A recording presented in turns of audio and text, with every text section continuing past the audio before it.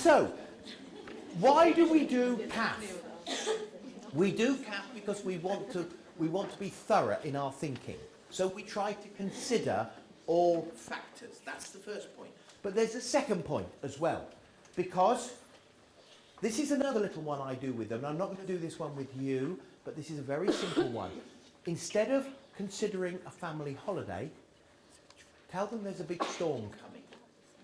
You could actually use maybe a bit of source material from the coverage of the New Orleans hurricane. But what things do we have to consider if a big, huge storm is gathering in the Atlantic and it will hit England in the next couple of days? What do we do? And then you play a little game, a kind of priority game, because the next step is to say, just checked, it will be here in a few hours. We've now got to narrow our list down into a few important priorities. What are the things we have to do? It will be here in a few hours. What are the 3 most important things we have to do? Now, we all know what that's going to have to do. That's going to have to tap into values. Why we're going to do that will depend on what values we have. Is it safeguarding our family, our pets? Is it collecting our precious items, the possessions? Is it making a stock of food or water or something like that? Because they will all be there. So part of the reason for doing CAF is to look at the factors. The second reason is then to apply importance to those factors. So it's about prioritising things. So that leads us to... So if you've remembered so far, there won't be a test, but just to show, plus, minus, interesting. Second was... What was that one? Other people's views, thank you. Then we had consider all factors. And now we've got first important priorities. We're picking 2 or 3 from a long list. If I had more hands and fingers, I could do a bigger list. But we pick... So what are your first important priorities? Here's my list. There's that little diagram at the top left. What are the first important priorities? What things do I need to do and they are most important? So it narrows down a long list of things that need to be done first and those things that are most important. So it's a way of getting the children to think about values. And some of them still maintain on their list all the things they thought. But what are the most important things about a holiday? Oh, well, right. And they have to make a choice. So it's about choosing something they will be doing again and again and again in their little lives. So I would like you to have a go in a second, but let me show you how it works. Very simply this. Here is an example from from a secondary group of secondary children I was working with, year 10s or 11s, a CAF on choosing a home. So there was a new building site near to the school, and we went over there for a visit. And when we came back, I said, what are the kind of things that you think? If we were marketing these homes, what things do you think we should think about? And they said location, aspect, size of garden, cost, number of rooms, schools, council tax band, resale value, shops and services, bus routes. And then I said, okay, you can't have the whole list. What are the 3 things we're going to focus on? There they are. Location, cost and local schools. That was what they considered. But the most important question was, I asked them why. And then they had to explain why. And we all know, good speaking and listening, we listened to each group and they explained why they'd chosen those 3 priorities. So I'd like you to have a go at this little exercise now. Let me explain how it works. I want you to buy something in a group. So in a minute I want you to get into a little bundle of 2 or 3 people maybe 4 if it has to be, but 3 or 4 people. And in about 5 minutes I should be asking you the question, first of all, what it is you've decided to buy, and I'm going to give you some options in a second. And secondly, I want you to tell us not all the things you considered, but I want the 3 most important priorities. Those 3 things, and be prepared to explain why you think they're at the top of the list when going to buy that item. Now, if it's a question of what you want to buy, then you can go macro or micro here, please. Right, for example, you could go and buy a watch, a handbag, a pet. You might want to buy a hi-fi system, a digital movie camera. You might want to go bigger, a suite of furniture, a car, a house. Or you might want to buy something intangible, a holiday, some life insurance, an investment plan, I don't know, a haircut, I don't know, whatever it is, it doesn't matter. But please, as a group, number one, identify what you want to buy and be prepared to tell us all in a while. Secondly, then do a CAF for a couple of minutes. So after identifying it, decide what factors one has to consider. At that point, I will then, just about a minute before the end, ring the bell and say, now remember please, you're only allowed 3 important priority items on your list. What are the 3 most important factors, and be ready to explain why they're at the top of the list. Do you have any questions about that exercise? So it's a 5-minute exercise in total. First of all, you've got to choose something, then do a CAF, and then a minute before the end do a FIP. Okay, please proceed with choosing your item to buy in your small group.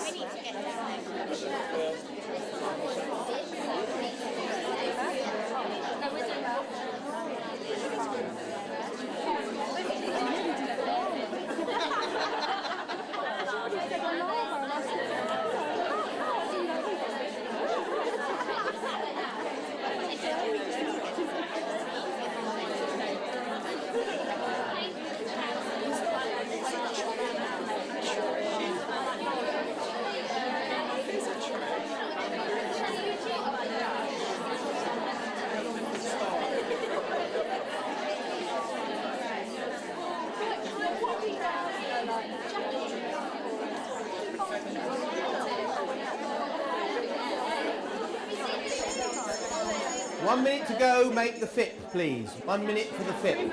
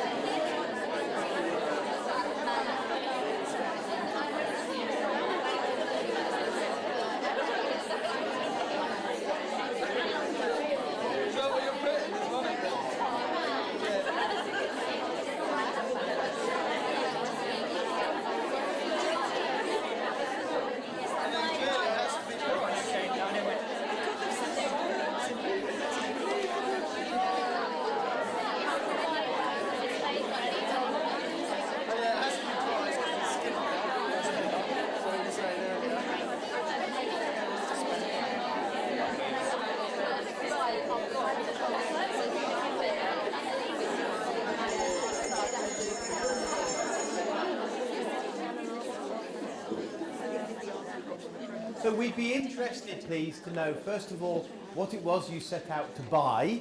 So tell us what the item was. Secondly, I suppose, we'd like approximately how many items you considered. So whether it was 3, 10, 15, 20, 200, the magnitude of your CAF list. And then we'd just like to know the 3 top items, the 3 first important priorities that you considered were that important that they came at the top of the list, and why. Who'd like to start us off, please? Give us an example of a process there, please. Who'd like to start us off? Okay, what did you buy, please? In our group, we decided to buy a holiday home. Buying a holiday home, okay? Sorry if I'm like a loudspeaker, really, aren't I? So, buying a holiday home, okay? How many factors did you kind of consider? Many or few? At the time we had 13 factors that we considered. And what were the 3 at the top of the list? They would be location, weather, weather, budget, and facilities. For instance, if it was near an airport and what facilities they had. Okay, Approximately where. thank you very much. Okay, could you explain why you thought they were the ones at the top of the list? Start the budget, you can't buy it. Okay, very simple, bit of economics. Thank you. Second one? What was the second one? Facilities and location are sort of tied in. And obviously if there's only a holiday home, you're not going to be there for the entire time, all year round. And while you are there, it needs to be easy to get to. And weather needs to be suitable to your requirements. Okay, thank you very much indeed. Thank you. Good example. And that's the sort of debrief I would expect to do with the children. I wouldn't go into too much detail, but we're just interested to find out. They've made the decision based on a CAF and a FIP. They've made a decision on which items based on a CAF and a FIP. That's the important thing. They may change their minds later, but the point is we can record that, and that would be something that they could put in a book. They could do it if they were considering options when doing something else. It doesn't have to be buying something, it could be doing something. Should we go, should we play football on Thursday, or should we go swimming this evening? Whatever it is, they decide what it is they're going to do, what factors they need to consider, what the most important. So it's a very simple process, not any longer than 5 minutes. Certainly with most groups, spend 3, 4, 5 minutes just looking at the factors, and the last minute just literally picking the priorities. Thank you. Thank you. Could someone else like to have a go? Give us another example, something different that they bought, please. Not a holiday home, maybe something else. Yes, go ahead. You bought a puppy.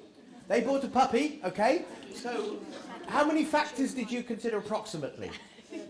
13 factors, okay? And what about the top 3? We had the breed of the dog. The breed of the dog, The cost. the cost, And the name. and the name. Could you tell us why they were... Pardon? Could you tell us why they are important? Breed, because you have to like the type of dog you're getting. Cost, because if you're getting a pedigree, it's going to be very expensive, as opposed to getting a mongrel or something. And name, can't call it. Okay. And of course the children, thank you, will come up with all sorts of rationales to explain their top 3. And in a way, it's speaking listening. It's the fact that I might not agree or disagree in one group to another, and that the children must learn that there are other people's views that are equally important, that their values will be different. So whatever this exercise, simplistic though it is, it gets them to appreciate that other people do things for completely different reasons. So they begin to see that. Okay, thank you very much. There was another hand after, before that lady. Right, go ahead. What was your purchase, please? We were getting champagne for a 50th birthday party. Okay, champagne for a birthday party. You have bus. And how many factors did you consider? Loads, we had about 15 factors, but Right. we took it down to 3. Down to 3. What are the top 3? Well, we thought brand name, and that would depend on who you were inviting. You know, you might go for Moet with some people, or a bit of Asti, depending on who you were. And the cost was tied in with that. We went for quantity, and then we went for taste. What taste? Taste, okay. Why was taste important on your list? I don't know, that was Tracy's, that one. Yeah. Well, if it doesn't taste nice, then you're going to get drunk, is it? I use that example, thank you. I use that example because that's the important part about discussing this, is about asking, but why did you choose taste? I use it specifically because you just said taste. So I would pick that up and say why. Because the most important thing is to find out, as it says there, explain your choice. Why was that so important? And it will come up in different ways for different groups. So it's quite important to ask them to explain. And also, I always warn people in advance, be prepared to explain so that they know it's coming. Okay, thank you very much. Can we do some more? A couple more, please. Lady at the back. We went for a car. You went for a car, buying a car, okay. And approximately how many factors did you consider? Well, we had 14. Right. And Top three? we had 2 FIPs, actually. Well, 2 FIPs? Yeah. Two FIPs, okay. That's perfectly okay. The first one was a sensible. So it was cost, size and reliability. Cost, size and reliability was the first pass, okay. Yeah, and First FIP. frivolous Okay. was And then? brand, speed and style. Brand was the first one, speed and style. Take us back to the first three and just explain those three to us, please. Well, cost because we thought we'd probably have a budget to work to. Yes? Size because it's important. Yes. Because we've got big families. And reliability because you need it to get about. Thank you. Okay. Okay. Thank you very much indeed. And by the way, just to use that as an example, I didn't know it was coming. When I was working with some college students, we did exactly that on buying a car. And I asked them at the beginning what kind of car, and they all said, and if you've been to college, you remember this, they said at the beginning they were all going to buy an old banger because a banger was all they could afford. We did a CAF and a FIP, and they changed their mind. People were saying, no, I can see now that maybe it's not right to buy a banger because in the long run it may not be the best option. That's what I was looking for because I was trying to help them to see that there was something else in their mind. That was the point. But it's not me. It's my thinking that changes. Thank you very much. One more, please. Something completely different. Maybe you'll be buying... We were going to buy a toy for a 7-year-old. Right, okay, a toy, thank you. Toy for a 7-year-old, okay, we're buying a toy. So, how many factors did you consider? About 12 different factors. Top three. Cost, value for money and durability. Cost, value for money and durability. Please explain those three, would you? Cost because we probably have a budget again. Value for money. Well, we had 2 things that went into that really, which was were there add-ons and accessories, and was it a long-lasting or was it a fad sort of toy? So that was the value for money aspect, and durability because you don't want it to break the first time you play with it really. Yes, yeah, exactly, exactly. Okay. Interestingly enough, I have a colleague of mine I visit in Sweden, and he has the most beautiful dog.